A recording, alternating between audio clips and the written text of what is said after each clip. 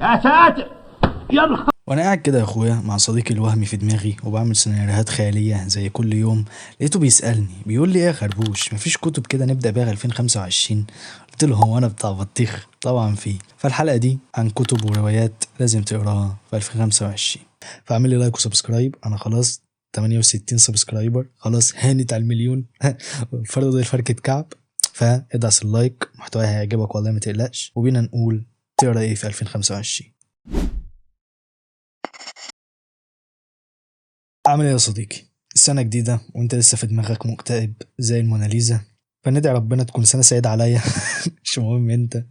لا يا اخويا، سنة سعيدة عليك انت كمان بإذن الله. يعني ما تحتفلش بالكريسماس، ما تبقاش ها. المهم، بينا على أول كتاب. أول رواية، رواية المريضة الصامتة لأليكس ميكالي لأليكس ميكالي لأليس ميكاليديس هو بالظبط كده. أولا، ميتين جمدان الرواية دي يا جدع. الرواية دي يا اسطى الرواية الوحيدة اللي من جمدان حبكتها اللي في الآخر أنا قعدت مصدوم رباعية والله.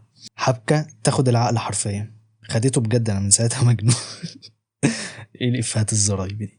المهم، الرواية دي يا اسطى بجد اسمع كلامي، لو ما قريتهاش فايتك مايند بلوينج جامد فشخ. خدت بالك من الإنجليزي ها؟ فالمهم، نبذة سريعة عن الرواية. على اسم الرواية عادي، مريضة صامتة مش بتتكلم. المريضة دي موجودة في مصحة ليه؟ عشان ضربت جوزها 5 طلقات في وشه، يعني بتحصل يعني.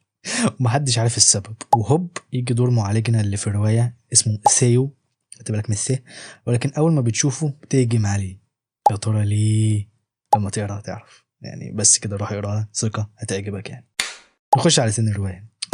روايتي المفضلة، رواية نحن لا نزرع الشوك ليوسف السباعي. الرواية دي عزيزي المستمع أو عزيزتي المستمعة، ده لو في يعني، عموما نزيل 11.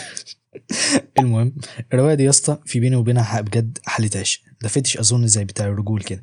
المهم ان بجد الرواية دي انا بعشقها يا جدعان، ومتوفرة هتلاقيها PDF. لو انت كحيان زي يعني هسيب لك لينك كل الروايات لو متوفرة قانوني ها، عشان عارفك هبقى احاول اسيبها لك. المهم ان الرواية دي جامدة قوي، عاملين حلقة عنها بالمناسبة على القناة، ان هي ليه دي افضل رواية بالنسبة لي.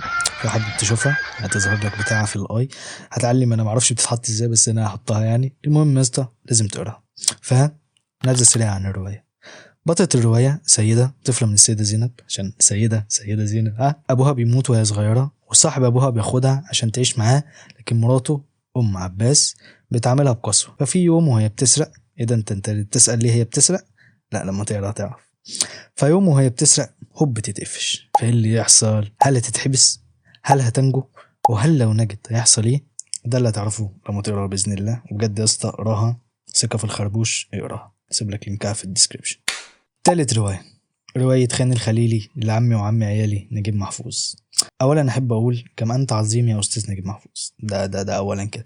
بجد الراجل ده يا جدعان، الراجل ده من اتنين الكتاب اللي في مصر كلها اللي عليه ضجة يستحقها، هو والدكتور أحمد خالد توفيق. بس كده يعني، مفيش كاتب مفيش كاتب بالنسبة لي يستاهل الضجة اللي عليه. فالمهم، رواية خان الخليلي برضك هسيب لك اللينك بتاعها تحت لو أنت من محبين PDF. المهم يا صديقي، إن بجد رواية فجرة فشخ. برضو عاملين عليها حلقة. بقيت يوتيوبر شاطر بروج للمحتوى وكده. المهم خش شوفها، الحلقة هتعجبك، حلوة يعني. أنا المهم، بينا يا صديقي نقول نبذة سريعة عن الرواية. معنا الموظف الكهل كما أطلق عليه عمنا نجيب محفوظ. المهم، الموظف ده بيضطر إنه ينقل من حي السكاكيني لخان الخليلي بسبب الحرب والغارات.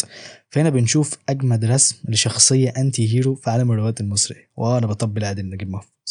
انا هكذب عليك واقول لك لا. بش المهم يا صديقي، رسم شخصية روعة يعني، فوق الفخر من الآخر يعني، حاجة كده أحد من الشدة أطول من المادة. فالمهم يا صديقي، الأحداث بتتوالى لحد ما هو وأخوه يحبوا نفس البنت. يا ترى إيه اللي هيحصل؟ روح اقرا وقول لي. وبجد رواية فشيخة. أنا عارف إني قلت ده على كل الروايات، بس ده عشان فعلا دول من أجمد ما قرأت يعني. نقول بقى آخر كتابين، كتب مش روايات، عشان إيه؟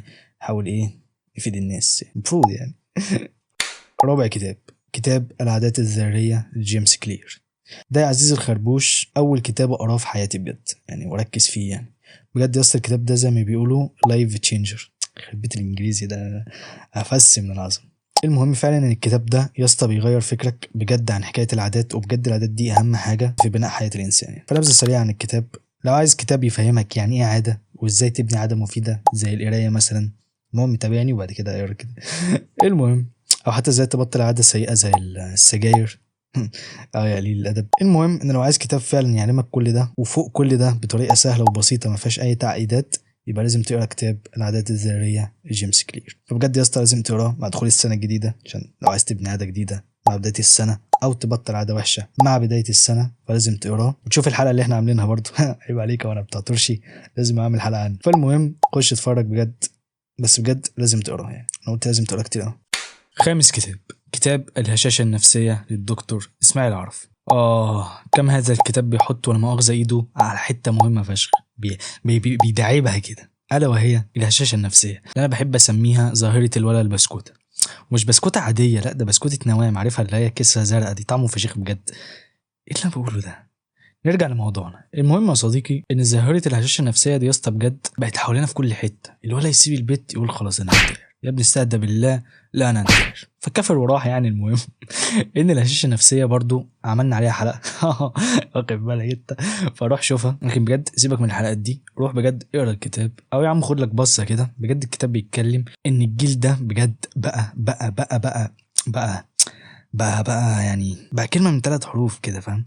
تعليم مناسب على الموضوع ده. فالمهم اقرا الكتاب هيعجبك. فانت يا عزيزي المشاهد لو تعرف بجد كتاب او روايه حلوه، انزل اكتب لي اسم الكتاب او روايه، وبجد عايز اعرف روايات او كتب حلوه وجديده يعني، عشان فلو شايف كتاب حلو اقترحه عليا. وبس كده يا اخويا انا خلصت. لو تعرف كتب قول لي، وقول للناس في الكومنتات. لو الحلقه عجبتك قول لي، لو ما عجبتكش قول لي برضو. اعمل لايك وسبسكرايب، وكان معاك اخوك الخربوش، والسلام عليكم ورحمه الله وبركاته. في ناس في الشارع عندك قالوا ان انت كنت ساعات بتشرب حاجات او بتاخد حاجات، ده حقيقي؟ حاجات زي ايه حضرتك؟ بانجو مثلا او وايوه بشرب بانجو. انا هكذب عليك واقول لك لا، بشرب اعشاب طبيعيه. البانجو اعشاب طبيعيه؟ ايوه.